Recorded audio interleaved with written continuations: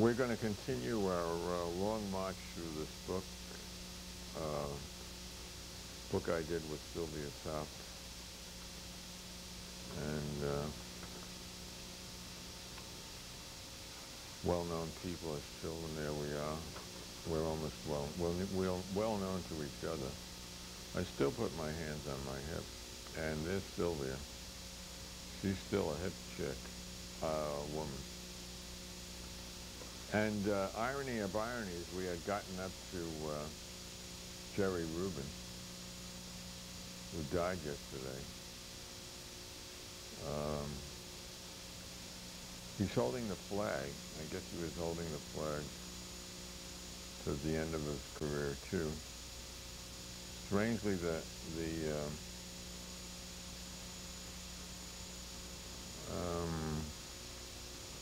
when Israel was a child, then I loved him. All right. He was born in 1938. And he died. One lesson we can draw from his life is don't jaywalk. He was jaywalking? Yeah. And hit by a Volkswagen. The people's car. Oh my God. Don't draw any. Never mind. And this cutie is Sir, I think he became. Bertrand. Lord Russell. Actually, he couldn't help it. He was a lord. We were just discussing our bowel movements, Lanny and I. When you get to our age, that's one of the premier topics of conversation. And I remember that Lord Russell said, as he ticked off all the sensual pleasures that had disappeared from his life, first sex, then maybe joy of eating, he said the last thing he still got a kick out of was going to the bathroom, number 2. That's something to think about, something to look forward to. He was a good old boy. Remember the time I think he was refused a professorship at City College because he wasn't married to the woman he was living with. That was probably in the 40s or 30s, maybe. And I remember I've been reading George Selby's biography, and his father knew a lot of well-known people. He lived in a small Pennsylvania utopian community.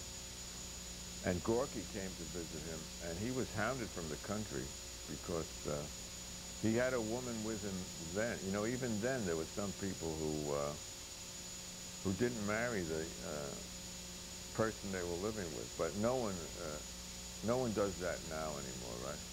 Oh, no. No. You always marry your significant other. Yeah, but you want to get the permission of the state to put your penis. To hide the weenie. To hide the weenie, or to take the weenie and hide it. Because without those jerks at City Hall, the state capitol, or in D.C., I mean, before you know it, everybody would be doing it. Yeah. You wouldn't want that. No. So what's next? Speaking of hiding your weenie, that's right. No, a little higher. Margaret Sanger. She was born in Corning, New York in 1883. Later on, I think she turned out to be sort of reactionary politically and maybe even socially, but she did good work. The condom bringer, very important, the most important American pioneer in birth control delivery to America. I think she was arrested, I think, and sent to jail several times for sending condoms through the mail, interstate commerce. Interstate commerce. Yeah. By, who was the guy? He was actually a private citizen, but the post office gave him arresting power. His name is notorious, yeah, notorious with censorship, yes. He was a Comstockian. And there's no man in the family. Maybe that's, that in this picture. That's probably what turned her to think about all those dirty things. No, she was actually trained as a nurse. I think that's her background. And our pal, my favorite, one of my fave authors, on the right, looking like Mr. Innocent. Look at the mischievous smile on his brother. He's three. It's Bill Saroyan. And the dog. Look at the dog. The dog looks as innocent as Bill was from. It's like a wolf. Well, you know, Coyote. all wolves are dogs, you know. Nah. Bill Saroyan was born in Fresno, Armenian farming community. It still is, I think, out in California. And I loved his short stories. They were Depression short stories. And he came on the scene with a great big bang. His plays were wonderful, too.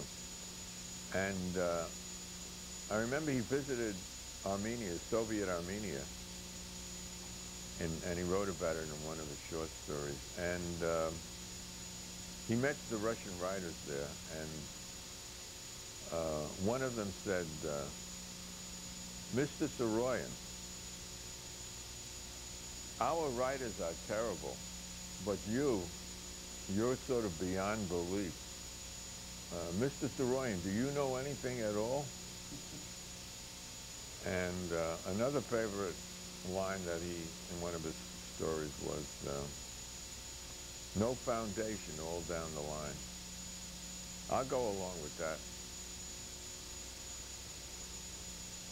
He lived in the Mills Hotel, or what used to be the Mills Hotel on Bleecker Street in Manhattan when he died. And his son, Aram,